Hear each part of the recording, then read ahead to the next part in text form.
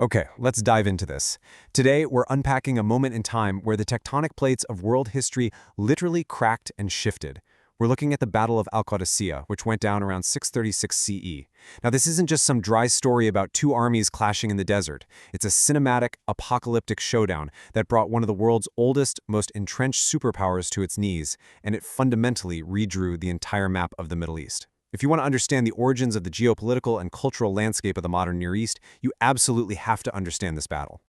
I want you to just close your eyes for a second and picture the scene as it was described by early Islamic historians, like al-Tabari.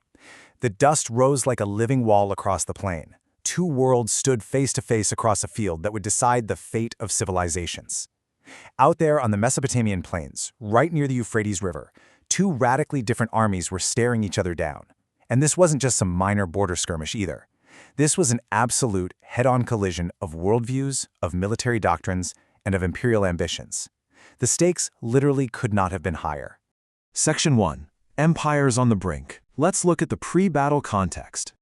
And this brilliantly illustrates the massive contrast between our two combatants. To really grasp why this clash was so cataclysmic, we've got to zoom out. On one side, you have the Sasanian Persian Empire. These guys were the direct inheritors of Cyrus and Darius, a 600-year-old heavyweight superpower, but they were exhausted. They just barely survived a grueling, decades-long war against the Byzantine Empire, which left them politically fractured and economically totally drained. Then, on the other side, the Rashidun Caliphate. Barely a decade old, pouring out of the Arabian Peninsula with just incredible speed. They were unburdened by heavy imperial baggage and unified by a fierce, driving faith. It's the classic matchup, right? The rigid, ancient giant going up against the swift, highly motivated challenger.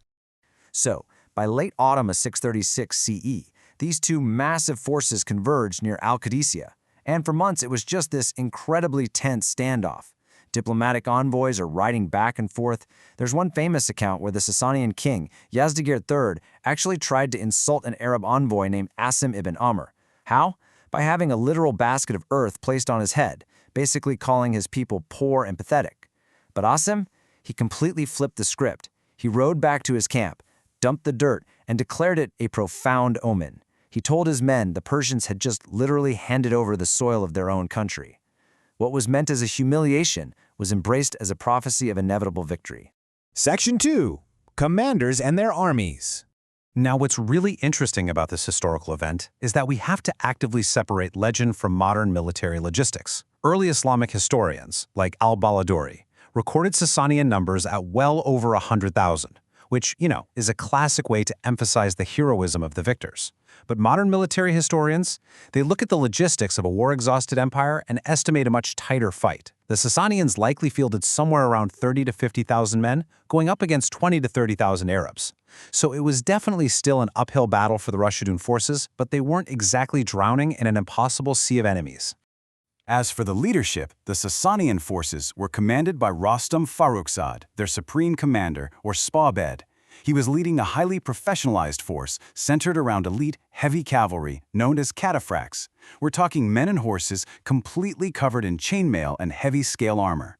On the flip side, the Arab forces were led by Sa'd ibn Abi Waqqas, and interestingly enough, Sa'd was suffering from such severe sciatica, or some sort of paralysis during the battle, that he actually had to command the entire engagement lying on a cot up on a rooftop. His army relied on light infantry, incredibly fast mobile cavalry, and these relentless hit-and-run tactics that they'd perfected out in the harsh desert terrain. But the Sasanians brought a truly terrifying trump card to the fight. 33. That is the approximate number of Indian war elephants the Persians hauled onto the battlefield. Think about that for a second. For the Arab warriors, and especially for their horses, who had never even seen or smelled beasts this massive, this was an intense psychological shock weapon. Towering over the battlefield, carrying archers in baskets on their backs, these things were specifically designed to completely shatter enemy morale and stop right through infantry lines. Section 3. The 4 days of battle. Let's move to the clash itself and see how this builds. Because you have to understand, this wasn't some quick afternoon clash. This was a grueling, multi-day endurance test that pushed both of these armies to their absolute breaking points. The battle raged for 4 incredibly intense days. What started out as calculated probing tactical maneuvers, well, it quickly devolved into a chaotic, apocalyptic close-quarter slaughter where all strategy essentially went out the window. It just became a brutal test of who was going to break first. Day 1 goes down in the early accounts as Yom al-Armith, or the Day of Disorder. The Arabs utilized their signature Bedouin hit-and-run tactics. They'd fake a retreat, pull those heavily armored Persian forces out of their strict formations, and then rapidly turn around and attack. And when the Sasanians finally unleashed those terrifying war elephants, the Arab forces actually didn't run. They held their ground, focused up, and unleashed a concentrated storm of archery directly at the elephants and their riders, managing to successfully repulse the massive beasts. Then we get to day 2, and this involves a stroke of absolute psychological genius. Arab reinforcements start arriving from the Syrian front, led by a commander named al-Qadisiyyah. But instead of marching all his men in at once, he divides them up into tiny groups. He has them ride onto the battlefield sequentially, one after the other, continuously all throughout the day. To the exhausted Persians squinting across the dusty plains, it looked like an endless, massive stream of fresh troops. It was just a brilliant piece of psychological warfare that deeply demoralized the Sasanian lines. By days 3 and 4, things descend into a total bloodbath. The Arabs realized that the only way to permanently stop the elephants was to target their most vulnerable spots, the eyes and trunks. Blinded and enraged, the beasts panicked, spinning around and trampling right through their own Persian lines. The fighting continued straight through the night, a terrifying stretch known as the Night of Clangor. And then, Mother Nature herself intervened. A massive, howling sandstorm whipped across the plains, blowing directly into the faces of the Sasanian army. It completely neutralized their archers and practically suffocated their heavily armored troops. Section 4. The Fall of Rustam. A decisive turning point. And it's right here, in the middle of that blinding, choking dust storm, that the Sasanian commander, Rostam, is killed. Now, to be clear, as an explainer grounded in historical texts, we've got to note that the exact manner of his death is actually heavily debated among scholars today. One traditional account says he was taking shelter behind a camel in the storm. The camel's heavy load was accidentally cut, and it fell and broke his back. Another narrative claims he was slain in epic single combat. Yet another simply says his corpse was found later amidst all the chaos. But while the narrative details vary wildly in early chronicles, the historical outcome itself is universally agreed upon. According to legendary tradition, an Arab warrior named Hilal ibn Ulafa emerged from the swirling dust, holding the commander's severed head, shouting out, "I swear by the god of Kaaba that I have killed Rostam."